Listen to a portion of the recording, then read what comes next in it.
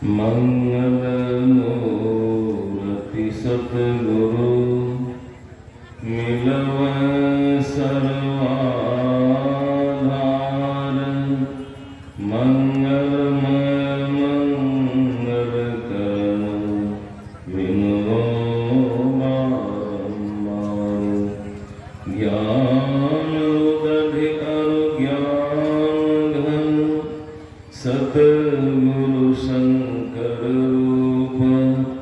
नमो नमो बहुमारहि सकल सुखो जलभूप। अव्यक्त रूप में परमाराध्य संत सद्गुरु महाराज जी के परम पवित्र श्री चरणों में कोटि सहनमन। उनके ही परम पवित्र हृदय ब्रह्मर्षि संत श्री साई स्वामी जी महाराज के परम पवित्र श्री चरणों में बारंबार नमन। व्यक्त रूप में अपने निवास में संत मत के वर्तमान आचार्य परम पूज्य संत स्वामी चतुरानंद जी महाराज के परम पवित्र श्री चरणों में बारंबार नमन।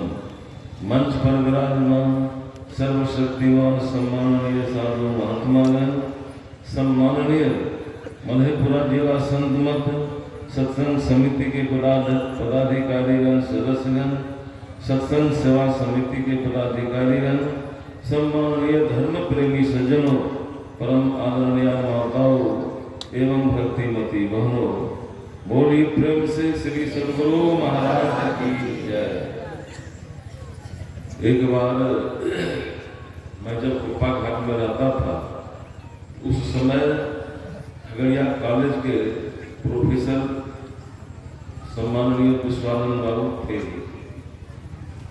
बूढ़े थे लेकिन बहुत बड़े देखने में थे। तो सद्गुरु महाराज के रूम में बैठे हुए थे। सद्गुरु महाराज मौज में आकर के कहने लग गए कि विश्वानंद बाबू, मुझे बहुत भटकना पड़ा, बहुत दुख झेलना पड़ा, तब परम संत सद्गुरु बाबा देवी साहब के जैसे मुझे गुरु प्राप्त हुए। इसलिए भटकने के बाद भी मिले, इसलिए मैं बड़ा भाग्यशाली। तो लगे हाथ प्रोफेसर साहब कहते हैं कि गुरुदेव, आपसे विशेष भाग्यशाली नहीं, मैं सौभाग्यशाली हूँ। तो गुरु महाराज ने कहा, क्या बोलते हैं जी, आप सब विशेष सौभाग्यशाली, आप तो भाग्यशाली हैं और मैं सौभाग्यशाली हूँ, इसलिए कि आपको मुझे बहुत भटकना पड़ा सदगुरु की खोज में, है ना, और हमको तो भटकना नहीं पड़ा, आपके जैसे संत सदगुरु मिल गए, इसलिए आपसे विशेष सौभाग्यशाली। रात्रि का समय था और एक सज्जन पत्नी और 4-5 बच्चे के साथ बैठे हुए थे खुली जगह में। तो सज्जन ने कहा पत्नी से कि देवी, यदि रात का होना नहीं होता तो ये तारेगंज दिख रहे हैं, दिखाई दे रहा है, ये नहीं होता। तो पत्नी कहती है कि हाँ पतिदेव, 5 बच्चों की तरफ इशारे करते हुए कहती है, यदि आप न होते तो क्या ये बच्चे होते? कहने का मतलब है यदि सद्गुरु महाराज न होते तो क्या हम सब के सभी हम मानव बैठे हुए होते? सद्गुरु महाराज न होते तो हम सब मानव नहीं होते। आप कहेंगे क्या नहीं मानव है? तो उत्तर गीता में भगवान श्री कृष्ण का वचन है कि आहार निद्रा भय मैथुनंच सामान्य वेदत पशुर्नाराणाम ज्ञानम नारायण नरकम विशेषो ज्ञाने नहीं पशु समाना। मतलब कि संत सद्गुरु का जो ज्ञान है वह मोक्ष दिलाने वाला होता है, और संसार का ज्ञान है संसार में चक्कर लगाने का आवागमन समुद्र दूजा है नहीं जगने को। जो ऐसे ज्ञान में यानी संत सद्गुरु के ज्ञान से भिन्न है तो वह मानव नहीं है बल्कि दानव है, जानवर। तो ज्ञान की आवश्यकता है।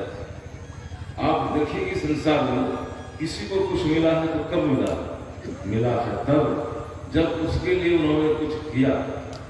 बिना किए आज तक किसी को कुछ मिला है? किसी को कुछ नहीं मिला है।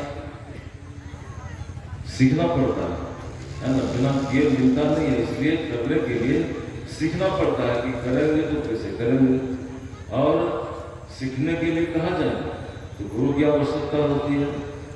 इसलिए गोस्वामी तुलसीदास जी महाराज ने कहा कि गुरु बिन होय कि ज्ञान, क्या गुरु के बिना ज्ञान होता है? कहा कि नहीं, गुरु के बिना ज्ञान नहीं होता है। अब प्रश्न होता है कि गुरु कैसे, गुरु की आवश्यकता? तो सदगुरु महाराज का वचन है सत्संग योग भाग 4 में कि जीवन काल में जिनकी सूरत सारे आवरणों को पार कर, अभी हम सब लोग सुन रहे थे, पूज्यपाद स्वामी ललानंद जी महाराज बतला रहे थे कि पहला बंधन पड़ा देखा, अस्तुर शरीर, सूक्ष्म शरीर, कारण शरीर, महात्मान शरीर, केवल शरीर।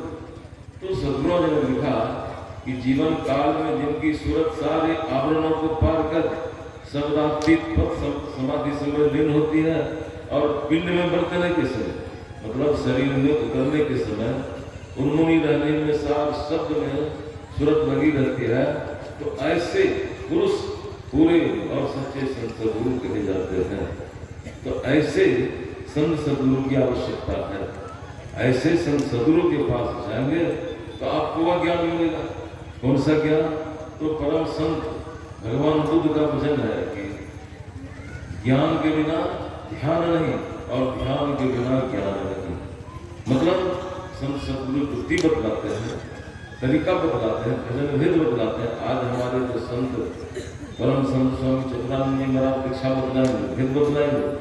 तो जो ऐसे संत होते हैं उनके पास जाकर के उस ज्ञान को प्राप्त करते हैं, जिस ज्ञान को पा करके हम ध्यान करते हैं।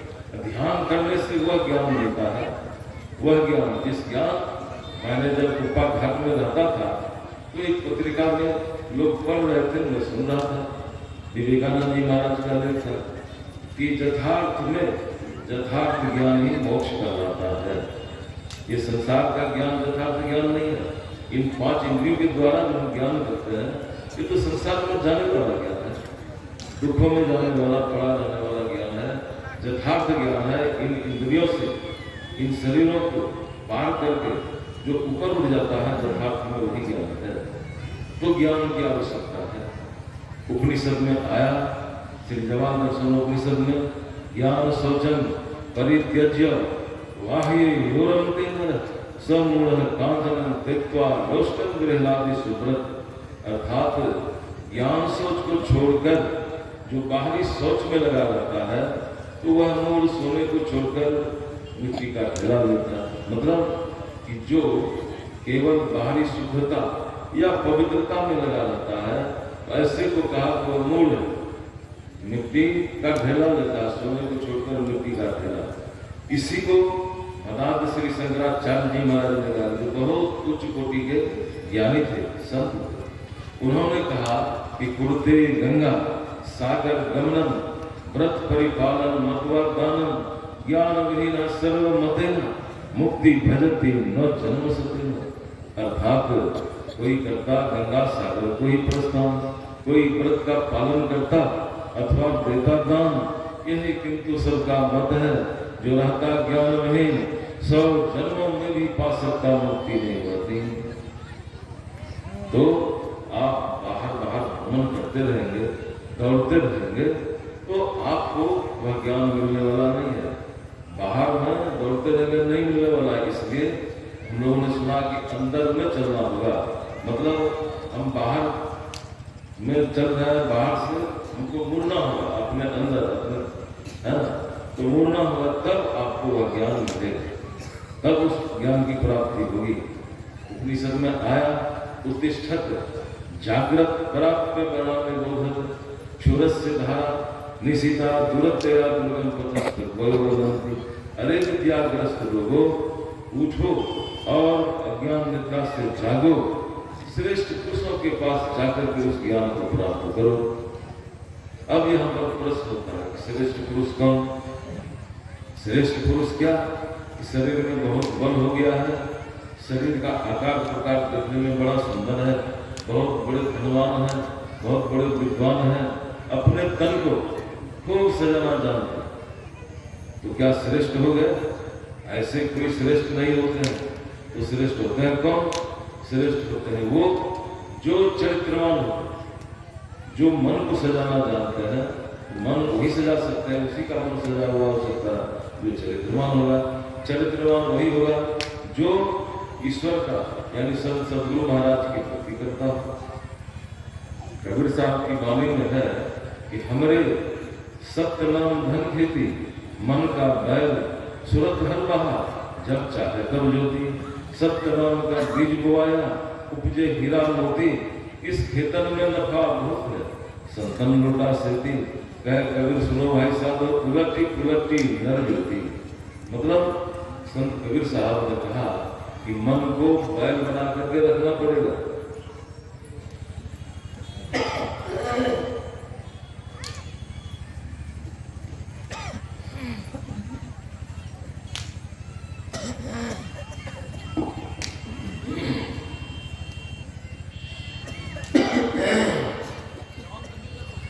मन को बैल बना करके रखना पड़ेगा।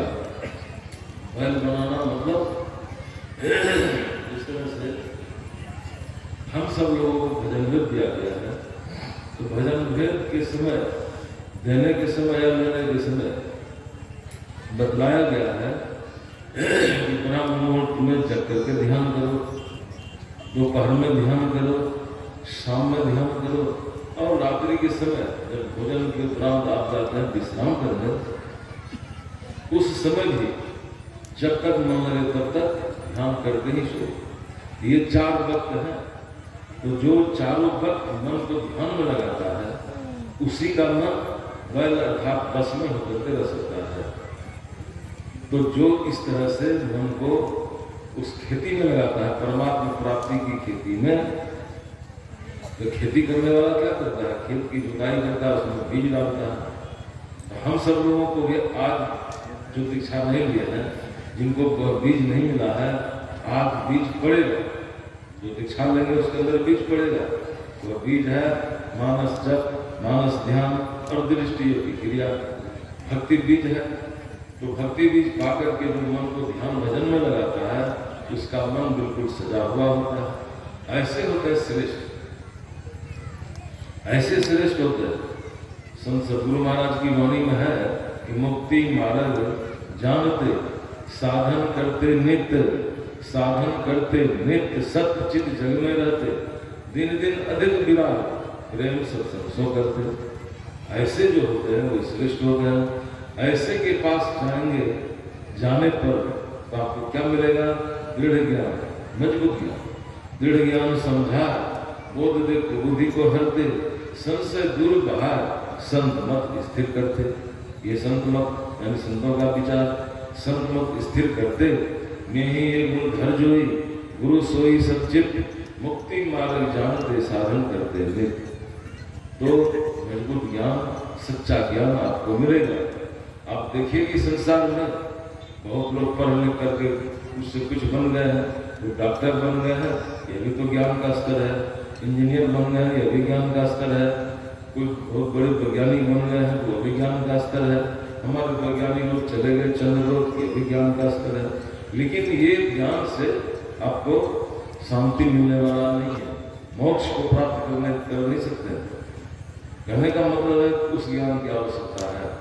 आपके बच्चे लोग पढ़ते लिखते हैं, जाते हैं एग्जाम देने, एग्जाम देकर आता है तो रिजल्ट है ना आता है कि किसी ने फर्स्ट डिवीजन फर्स्ट किया, तो फर्स्ट डिवीजन, तो सेकंड डिवीजन, थर्ड डिवीजन, कोई पास तो कोई फेल।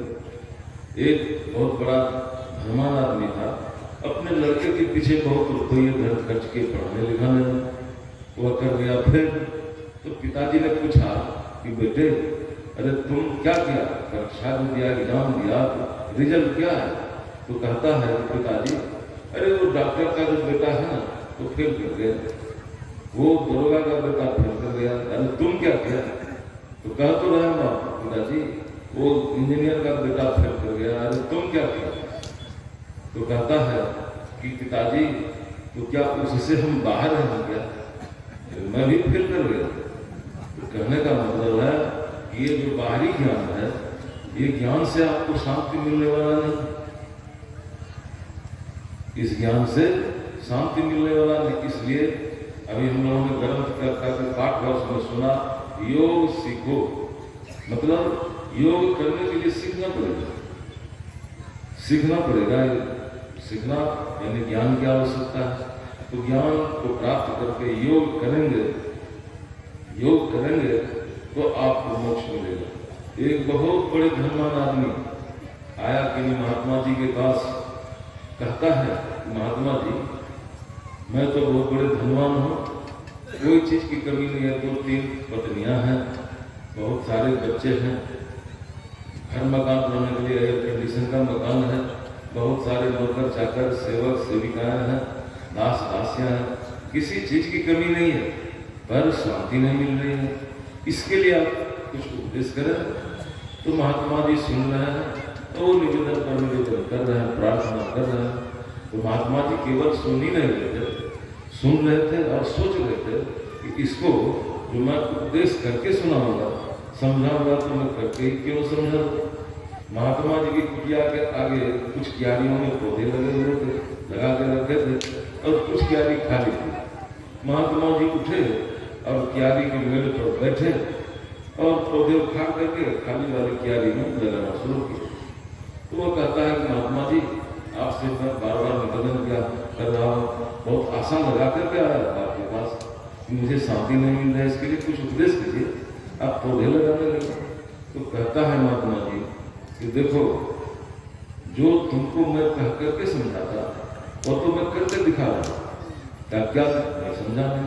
अरे तुम्हारा जो मन है ना, संसार के विषयों में लगा हुआ है। संसार का विषय जो है, जैसे सुख वैसा ही है, जैसे सरसी लोह की छिल पानी छिल आग, ऐसे सुख दुख जगत के सहज मत पाग। चरणदास जी महाराज की वाणी है। कहा कि जैसे लोहार की लोहे की सरसी होती है, उस लोहे की सरसी से क्या काम करता है लोहार? पकड़ता है लोहे को, आग में देता है, वहां से उठाता है, घर पर पीटता है, फिर उसको पकड़ के पानी में देता है। मतलब कभी पानी में तो कभी आग में, कभी पानी में तो कभी आग में। ठीक ऐसा ही संसार का जो विषय का आनंद है, सुख है, कभी सुख तो कभी दुख। दुख है उसके पीछे सुख लगा है, सुख है उसके पीछे दुख लगा है। तो कहने का मतलब है, कहा कि तो क्या किया जाए? वह धनवान आदमी ने कहा क्या किया जाए? तो महात्मा जी ने कहा कि क्या किया जाए? संसार के विषयों से मन को मोड़ो। क्या कैसे मोड़ा जाएगा महात्मा जी? तो उसको जुक्ति बदलाती, योग करने के लिए भजन भेद बदलाती। भजन करने लग गया, वो भजन करने लग गया। तो भजन करते करते करते महात्मा जी ने पूछा कि देखो जी, तुम तो भजन कर रहा था, इतने दिन से तुम भजन कर रहे हो, तो बोलो। तो कहता है कि महात्मा जी, अब जो वह जो हमारे घर का सुख जो था, संसारिक सुख, अब वह सुख मुझे नहीं चाहिए। आप वाला जो सुख है वह सुख मुझे मिल गया। जिस सुख को आपने प्राप्त किया है वह सुख मुझे मिल गया। कहने का मतलब है कि जो योग करता है, ईश्वर की ओर चलना होता है। योग में ईश्वर की ओर चलना होता है। जो ईश्वर की ओर चलता है, मतलब वह भक्ति में दाखिल होता है। भक्ति में दाखिल होता है, भक्ति करने के लिए हो जा रहा है। लेकिन भक्ति का शाब्दिक अर्थ होता है। शाब्दिक अर्थ क्या होता है? शाब्दिक अर्थ होता है ना, कि सत्य का संग हो जाना। भक्ति का शाब्दिक अर्थ होता है सेवा, सत्य का संग होना यानी सेवा। तो सेवा उस कर्म को करते, किस कर्म को? जिस कर्म के करने से किसी को सुख लगता है, किसी को प्यास लगी है, पानी पिला दिया तो सेवा हो गई। किसी को भूख लगी है, भोजन करा दिए तो भूख का दुख चला गया, सेवा हो गई। कहने का मतलब कि किसी को सुख लगता है तब जब उसको वह चीज मिल जाती है, जिस चीज को वह चाहता है, जिस चीज को वह चाहता है, हम आप चाहते हैं, वह चीज मिल गई तो सुख लग गया। महाभारत में कहानी है कि 10वें दिन की लड़ाई में विश्व पितामह कौरवों की तरफ से सेनापति के रूप में लड़ रहे थे। तो लड़ाई अर्जुन और भीष्म पितामह चल रही थी। अर्जुन ने शिखंडी का आड़ लेकर के इतने बाण चलाए, इतने बाण मारे कि भीष्म पितामह के शरीर के कोई भी भाग को इंच से अधिक खाली नहीं था। भीष्म पितामह गिर गए, लड़ाई बंद हो गई, कौरव पांडव घेर करके खड़े हो गए। भीष्म पितामह ने दुर्योधन को याद किया कि दुर्योधन, अरे मेरा सिर लटक रहा है, क्या दे सकते हो तुम? कहा कि हाँ दादाजी। नौकर को भेजा, शिविर से खूब मोटा मोटा तकिया मंगवाया। भीष्म पितामह ने कहा कि इस तकिए की मुझे आवश्यकता नहीं है।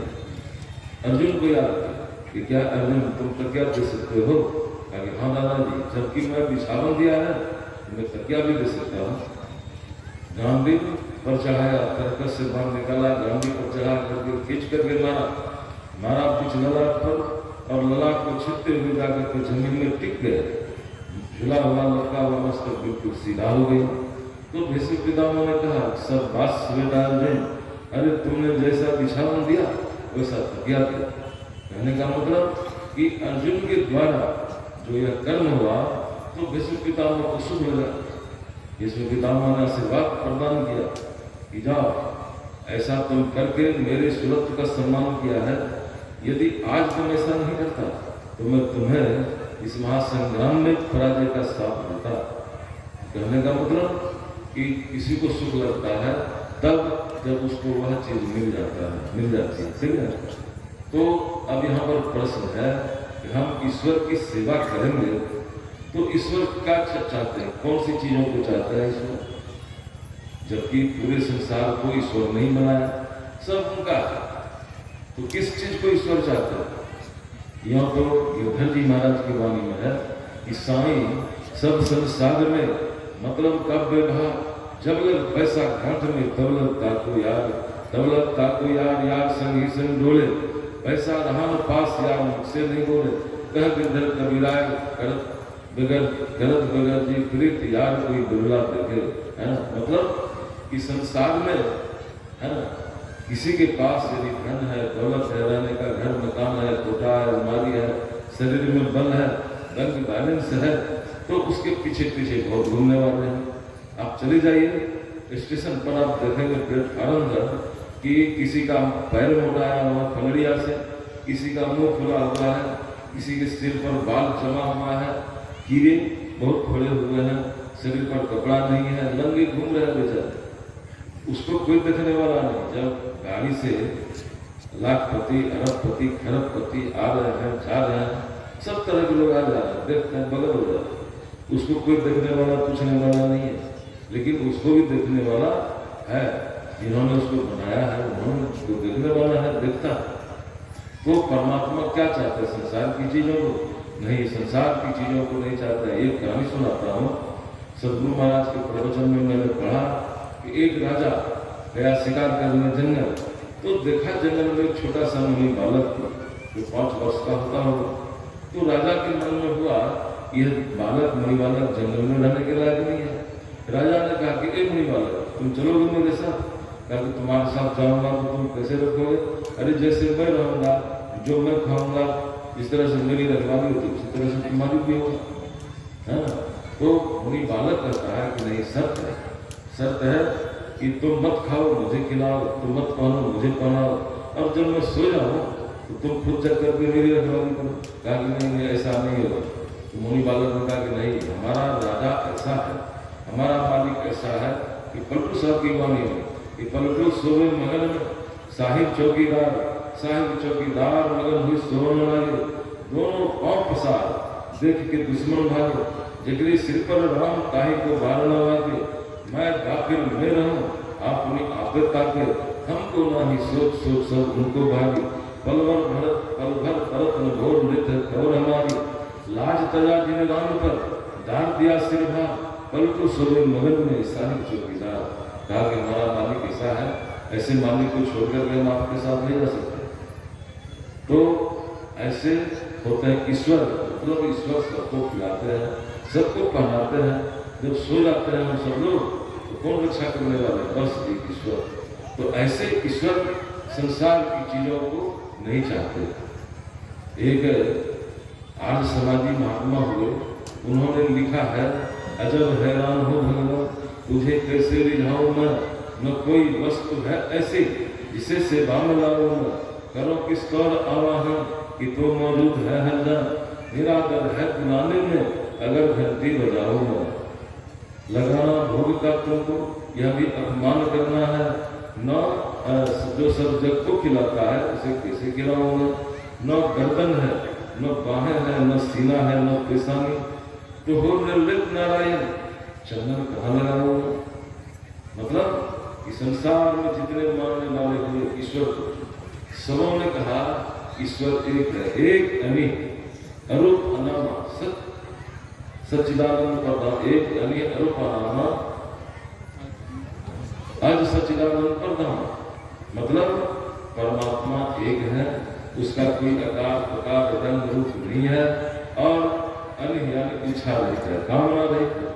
तो ऐसे परमात्मा की सेवा किस चीज से की जाए। परमात्मा क्या चाहते हैं? तो परमात्मा चाहते हैं एक मात्र हम और आप हो। आप कहेंगे क्यों चाहते हैं? अरे हम आप उनकी संतान है, हम आप उनकी संतान है, इसलिए परमात्मा हम आपको चाहते हैं। आप देखिए कि माता पिता बाल बच्चेदार हैं।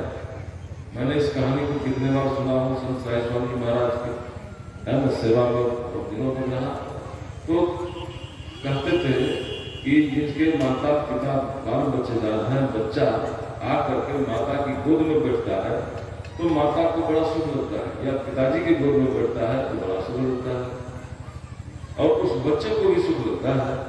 तो बच्चे को सुख लगता है, अब बच्चा कहे कि मैं बहुत दिनों पर आया हूँ, आपकी गोद से उतरूंगा नहीं, तो क्या करेंगे माता पिता?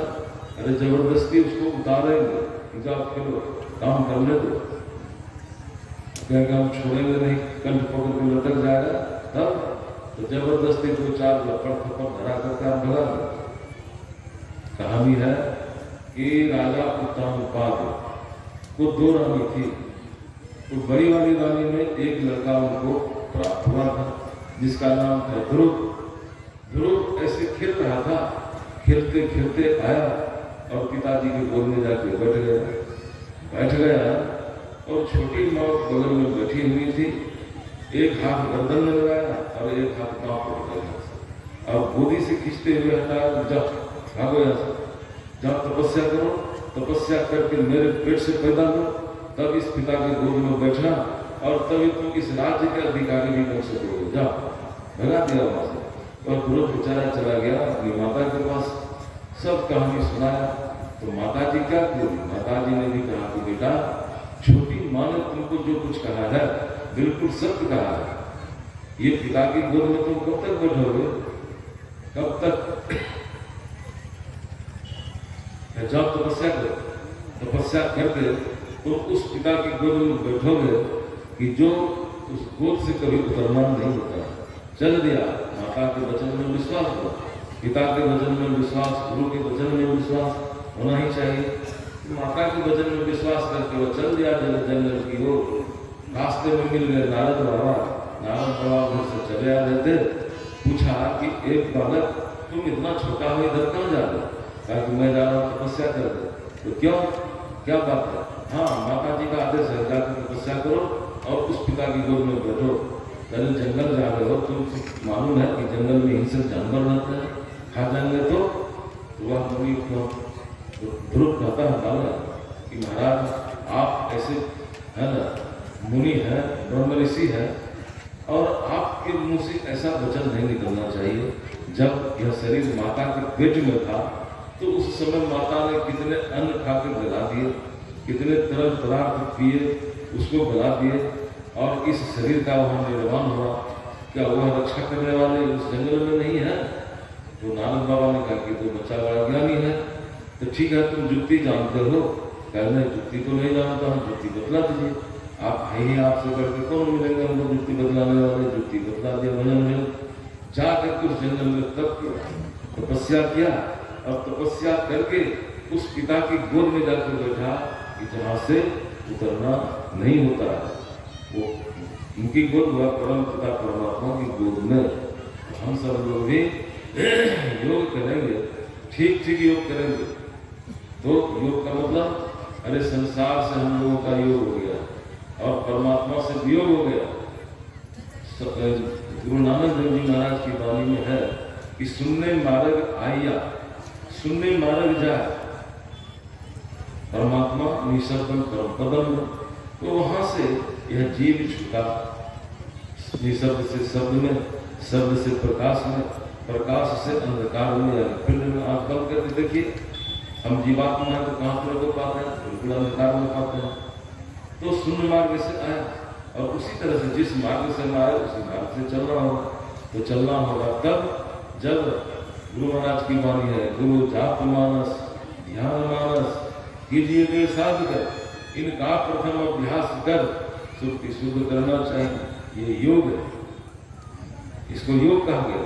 आप जप कीजिए, जप के समय में कोई गप नहीं, ध्यान कीजिए। जिस रूप का ध्यान में बनाया गया है बस उसी रूप का ध्यान होना चाहिए, इधर उधर किसी दूसरे तीसरे का नहीं। ऐसे बहुत लोग हैं कि जिनका मन बिगड़ा हुआ है, चाल चलन के बिल्कुल खराब है, संसार के जैसे तैसे लोगों से संबंध हो गया है, और भजन भेज लिया, निष्ठा लिया, और ध्यान में बैठा तो मन चला गया, उसका उस रूप का याद हो गया, उससे गप करने लग गया। कि इस तरह से योग नहीं होता है। मतलब करने का कि संसार के पुरानी पदार्थों में जब तक मन लगा रहेगा तो आपसे न जप होगा न ध्यान होगा। जब ध्यान नहीं होगा तो दृष्टि योग की क्रिया क्या है? कुछ नहीं। तो जप करने के समय कोई गप नहीं, ध्यान करने के समय कोई किसी रूप का रूप आना नहीं चाहिए, है ना। तो इस तरह से जो जप और ध्यान किया जाता है तो होता क्या है? होता है ध्यानम निर्विषयम मन। जब मन बिल्कुल विषय से निर्विषय हो जाता है तब ध्यानम शून्यगतम है, शून्यगत हो जाता है। जब शून्यगत हो जाता है तब देखिए, आपको आप ध्यान करके देखिए, आप कहेंगे कि 2-4 मिनट बैठा, 10 मिनट बैठा, आधा घंटा बैठा, 1 घंटा बैठा, तो इससे क्या शून्यगत हो जाएगा? विषय से मन छूट जाएगा? हो नहीं सकता है। इसके लिए खूब देर तक बैठना पड़ेगा, खूब देर तक। आप लोग कुछ देर तक क्या कहें, 1 घंटा 2 घंटा नहीं, कम से कम 4-5 घंटा आप बैठ करके ध्यान कीजिए। रात्रि के समय, दिन में समय नहीं मिला, रात्रि तो अपना है। रात्रि के समय आप बिल्कुल निर्जन स्थान में या मकान के ऊपर छत पर चले जाइए, शांति वातावरण में आप बैठ कर ध्यान कीजिए, मन को एकाग्र कीजिए, है।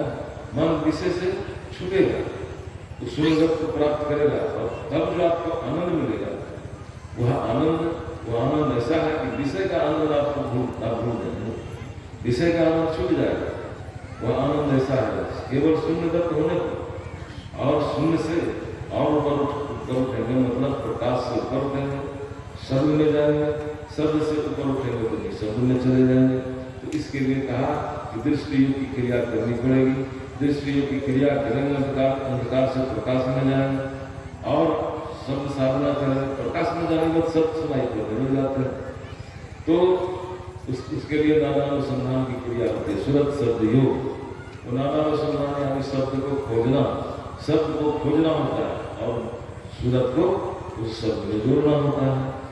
तो जोड़ना होता है, जब सूरत उस शब्द में जुट जाएगी तो वह सूरत परमात्मा यानी शून्य मार्ग आएगा, तो शून्य मार्ग है, और शून्य मार्ग से वो परमात्मा के पास यानी परमात्मा की गोद में अपने आप को दे देना होगा, समर्पण कर देना होगा। इसी काम को करने के लिए, है ना, योग सीखो। उपनिषद ने कहा कि योग सीखो और मोक्ष को प्राप्त करो, यानी उस परमात्मा को प्राप्त करो। प्राप्त कर लेने के बाद सारे दुखों से, सारे क्लेशों से छूट जाओगे। यही है संत सद्गुरु महाराज का ज्ञान, यही ज्ञान है, वास्तव में असली ज्ञान है। तो इसके लिए, इस ज्ञान को प्राप्त करने के लिए आपको सत्संग करना पड़ेगा, ध्यान करना पड़ेगा, बाहरी सत्संग और आंतरिक सत्संग करना पड़ेगा। ब्रह्मानंद जी महाराज की वाणी में है कि बिनु सत्संग ज्ञान न उपजय कर ले जतन हजार। और ब्रह्मानंद जी महाराज की वाणी में है, आत्म ज्ञान बिना नर भटके क्या मथुरा क्या काशी। आपके गाँव आप भटके, बाहर भटकन करेंगे, भटकते रहे, आपको वह आत्मज्ञान होने वाला नहीं, वह आत्मज्ञान होने वाला नहीं है। तो आत्मज्ञान को प्राप्त करना चाहते हैं तो आपको संत सद्गुरु के पास जाना पड़ेगा। संत जैसे कि संत सदगुरु साईं स्वामी जी महाराज के संबंध में जानते हैं। मैंने खड़ारा आश्रम में जब रहता था तो आया कुप्पा घाट में जब आया तो एक कदम का गाछ है कुएं के बगल में, वहाँ पर भीड़ लगी हुई थी कई सैकड़ों आदमी। तो गुरु महाराज कह रहे हैं कि साईं स्वामी जी महाराज आया कि नहीं, उनको बुलाया गया। तो गुरु महाराज ने कहा कि मैं जिनको चुनूंगा, गुरु महाराज के ऊपर निवेदन हो रहा था कि आप अपने जीवन काल में अपना उत्तराधिकारी बना दीजिए। तो गुरु महाराज ने कहा कि मैं जिनको चुनूंगा तो आप लोग मान लेंगे? हाँ हम मान लेंगे। तो संत मत के उत्तराधिकारी यदि कोई है तो संत साईं स्वामी जी महाराज है ना। इस तरह के ऐसे संत थे संत साईं स्वामी जी महाराज। उन्होंने अपना उत्तराधिकारी स्वामी संत स्वामी चंद्रानंद जी महाराज की आसनी लगी, आश्रम विराजमान है, अभी आ रहे हैं, विराजमान होंगे। तो उनके उत्तराधिकारी परम संत स्वामी चंद्रानंद जी महाराज हैं। तो ऐसे संतों का अभी ज्ञान का प्रसाद बढ़ेगा, सुनेंगे, समझेंगे और आचरण में उतारेंगे तो आपको 4 फल की प्राप्ति होगी। गोस्वामी जी ने लिखा है, सुनी समझे जन मुदित मन, मज्जह अति अनुराग, लहनी 4 फल अचल तन, साधु समाज प्रयाग, अर्थ धर्म काम और अंतिम बात है मोक्ष। जो मरने के बाद नहीं, शरीर रहते उस मोक्ष को प्राप्त किया जाता है।